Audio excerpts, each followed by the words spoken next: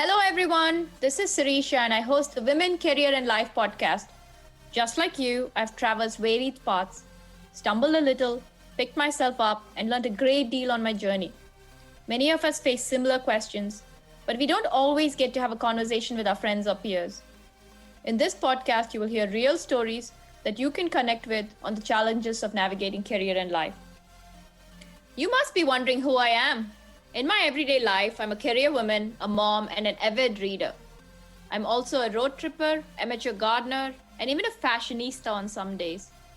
Join me and my guests as we have an open and honest discussion on career change, trade-offs, and working across boundaries.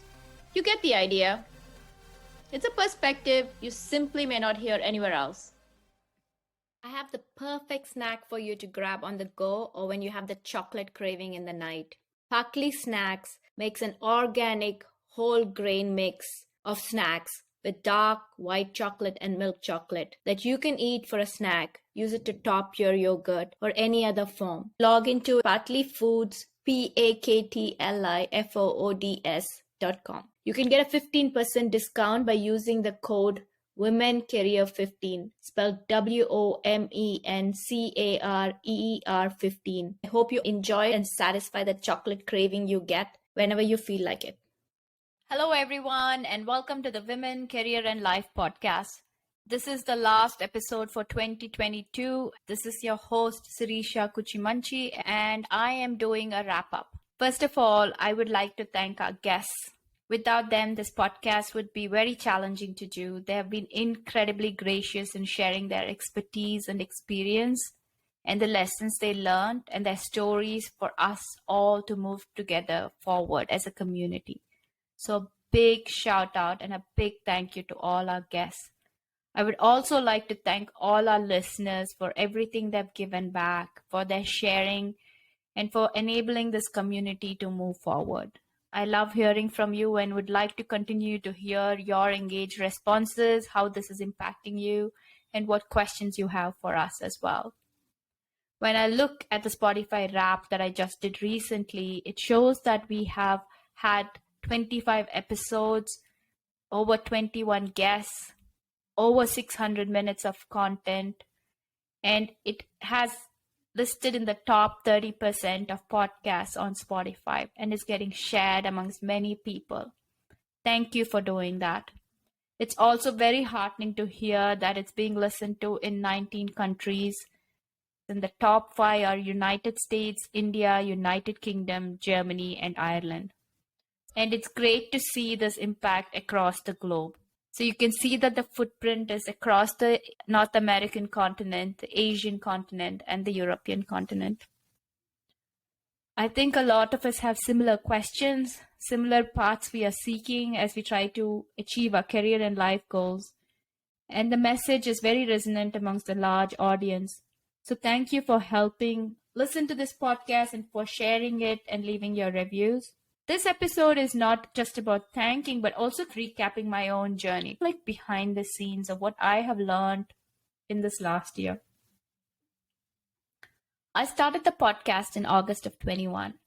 The idea for the podcast came a few months before that, closer to the new year of 2021. It took a lot of time to figure out what the scope of the podcast was, how to record, how to edit, how to blog. Everything was new. For someone new and thinking of starting a podcast is more than just interviewing someone or researching a guest. It's about staying consistent. It's about trying to find what your niche audience is, being able to record it, build a community around it. And I have to tell you, editing is the hardest part of it. And there are tools now that I use that have made life much simpler. I've also had a team slowly on board, which helps with social media and some of this, which is really incredibly happy to have them help enable me to produce this podcast. If you're looking for tools, I use Riverside.fm for recording my podcast. The audio quality is really good. It's meant for the podcasting platform. So if you have resources to invest in, I think a lot of the softwares I'm suggesting do have some free versions for less content. So those are areas to try out. I use Descript. It's Descript for editing. I find it invaluable. I was just sharing it recently on a podcast that I went on for them to edit theirs as well. It's like editing a Word doc, like an essay that you would edit for school or college. You just delete it and it just deletes all of the stuff, including all the fillers and things. Those are like my primary two.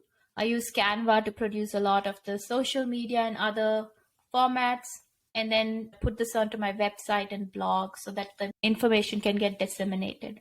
LinkedIn and Instagram are two large preferred platforms for reaching an audience. I do put some out on YouTube, once in a while on Twitter, but really Instagram and LinkedIn is where I find my primary audience sitting and being able to engage with them. So what have I learned? When I started the podcast, for those who've asked me, it was a way to give back, a way to volunteer, and also a way to answer a lot of questions many of us have, like, how do I get ahead? Who do I ask these questions to ask? How do I get answers? What questions do I even ask? So it was a way to share questions and information so others can move without having to go through the same learning process that some of us might have had to, so they can go further ahead in their career. And also find a community and audience to understand that there are other people facing similar situations and you are not alone. I think that's the other part of a lot of our journeys is we're never sure if there's someone else experiencing the same thing or in a similar situation. And it's always heartening to know that you're not on your own trying to figure all this out yourself. So the podcasting has given me many things. I think a sense of community, a sense of challenge, a sense of expanding my horizons. Been a great way to meet a lot of people with diverse views, diverse experiences. I get to read a ton of books and connect with a lot of the authors and experts that I have on the podcast, and just learning such different perspectives. If I were to look very objectively, I'm an engineer, so I'm going to keep pulling stats and talk about data from time to time. If I were to look at my LinkedIn profile, before I started the podcast, my LinkedIn profile contacts was very niche, very specific to my job function, job role. But if I go and look at my LinkedIn profile now, it's a huge community. It's expanded into such diverse people. Podcasters, producers, just from the podcast community, people who are researchers, people working in various fields, people who are empowering women who are working in D&I. Just the scope of it has expanded so much and has given me the ability to connect with so many different people. The sense of community, two ways.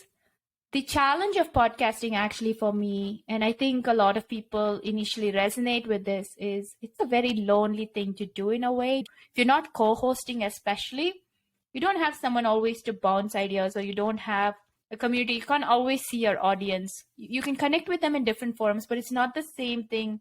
Like YouTube, it's easier to see who's communicating or you're having a conversation. I feel like sometimes it goes off into the ether and you're trying to figure out where that person is. Looking at the stats, of course, is nice, but it's very hard to reach your audience. So one of the things I did earlier this year in August was they had the Podcast Movement Conference in Dallas. And I took 4 days off from work to attend it. It was the best thing that I did for the year in a lot of ways, especially for my podcasting journeys, because it got me connected to a lot of people who sit in the podcast community. It let me hear speakers and guests and experts and people who are also learning through the journey, see how they are progressing. I didn't even know I had some of those questions. So it was a good way to build community and find local podcasters who I'm able to stay in touch with and meet every few months. I've also found incredible mentors through this experience in the podcasting space and others who are willing to share their information and give you avenues for growth. Here is the perfect snack to grab when you're on the go or when you have that sweet tooth chocolate craving in the night. I love the dark chocolate with raisins and nuts. My sister loved the white chocolate and she's not a white chocolate fan. Parkley Foods makes a gluten-free, organic, superfood, whole grain mix of snacks mixed with chocolates, nuts, and fruits. Pick up Parkley Foods. You'll also be supporting a women-owned business where all the snacks are handmade. Patli means joy in Nahuatl, the language of the Aztecs, and it's based on an ancient Mexican snack called the alegrias, which also means joy in Spanish. You can order Patli snacks in packs, or also as a gift box to give in a corporate giving of a family, friends, and colleagues. The gift box looks amazing and also comes with this little fabric made by local artisans in Mexico, which can be used to decorate your holiday table. Sina, the owner of Patli Snacks, started this business during COVID, but has really been thinking about this idea and perfecting it for the last 20 years. I hope you order it and enjoy it. You can get a 15% discount by using the code WomenCareer15, spelled WOMENCAREER 15, and log in to Patli Foods, PAKTLIFOODS.com. I hope you order this and enjoy it and satisfy the chocolate craving you get whenever you feel like it. Behind the scenes, there's a lot of work to podcasting, as any podcaster will tell you. Many of us start off, at least in my case, I start off thinking, okay, it'll be fun to talk to people, learn their stories, and publish. That is actually a very small sliver of the whole podcasting process. Someone asked recently, and for me, watching and guests takes up a lot of time. It's something I really enjoy, but it does take out a tremendous amount of time. Finding the guests, reaching out to them and connecting and setting it up, and hoping to be able to learn their stories and experiences. Then writing and figuring out what you want to talk about, and then interviewing the guests. And then the post-production process is also quite time-consuming. And then figuring out your launch schedules, social media. So there's all of this humongous ecosystem that sits around a podcast as you're trying to produce one. So for those who are thinking about podcasting, it's a great avenue to get in and try something new. Be aware that it would help to have a support system, or be aware that there's going to be a lot of work. One of the phenomena they talk about is pod fade, where, a certain percentage, maybe somewhere between 60 and 80% of podcasts fade after a few months, because it's very hard to stay consistent with a schedule to release. So it's good to batch process if you can record a couple of episodes early and edit them and keep them ready to go. In all honesty, this episode should be releasing in 3 days because it's the final episode. It's something I've been thinking about because I knew this one would be different from the other episodes I released. So I'm recording this on a Sunday and it's going to be slated for release on a Wednesday. But having done many of this, I feel more comfortable about the editing and other processes, so I'm not incredibly worried. But I always want to have content ready to go because things will happen and it'll become challenging to release. And for me, personally, I do not want to miss the cadence. I want to be very consistent about releasing it. So if you're starting a podcast, build a backlog, and that's what I did. I built a couple of episodes way before I even started and launched my podcast. So I felt like there was a buffer to go as I was doing. And as you learn from that experience, you may change your mind on which ones to release, but at least you feel like, okay, I have something to go. It's also about building community and teams to help enable this process. Growing my social media, some of it with my editing and others. I have had a team that supports me. And it's something that I've had to invest in because I realize that time is a big constraint as well. It's sometimes one of the biggest constraints many of us face. So how can we move forward? We touched on so many topics in 2022. We talked about mentorship. We talked about how to work through our finances and invest in ourselves. We talked about D&I leadership, how to give elevator pitches, how to advocate for self, how to set goals in our life, how to grow an equitable workplace, and how to find our voice as we do this. Check out all the different episodes and see which one is the one speaking to you at that point in time and take a listen in. I'm sure you'll find value in 2023's episodes as well. The format has changed. It's gone from 20 minutes to 40 minutes, and we'll continue to explore new ways of growing our life and careers. I will be looking at it from different perspectives and lenses on what we can do versus different people's experience, trying to understand what all we can do differently to break the different ceilings that we might be dealing with in our careers. It has been a journey, and I'm sure next year I will learn more, much more, and find new ways to explore and meet new people. That is what I enjoy the most. It's learning from them and just meeting new people with different ideas. Thank you for listening to this podcast. Thank you for sharing your stories. Thank you for lending your ear. Thank you for your time. I could not do this without you. I hope to do more in 2023. I hope you get to enjoy your time spending it with family and friends, regrouping, taking time to self-reflect, stepping back. This whole place has given me the opportunity to feel more empowered, more engaged, and I hope the content that I'm producing gives you the opportunity to make huge strides in your own environment and feel empowered and move forward as you go forth. I would love to hear from you on what you have learned, what impact these episodes have had, I would love to hear from you on specifics that have had an impact on your career or your life or you took away. Or maybe topics or stories you want to share with me that I can work on in 2023. You can reach me at womencareerandlife@gmail.com. You can also contact me through Instagram. Please don't forget to subscribe, share, and leave us a review. Happy holidays. Wishing you all the best. Take care. I hope you enjoyed today's episode. Tune in every other Wednesday to catch the next episode. If you think a friend may benefit from this, please share this podcast with them. All the resources we talked about are also available on my website, womencareerandlife.com.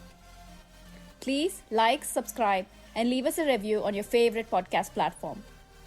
I would love to hear from you about your stories and your journey. You can reach me on my blog, Twitter, Instagram, or Gmail at Women, Career and Life. Until next time, this is Sirisha signing off. Remember, there are infinite possibilities to drive change in career and life. Which will you choose to make a reality today?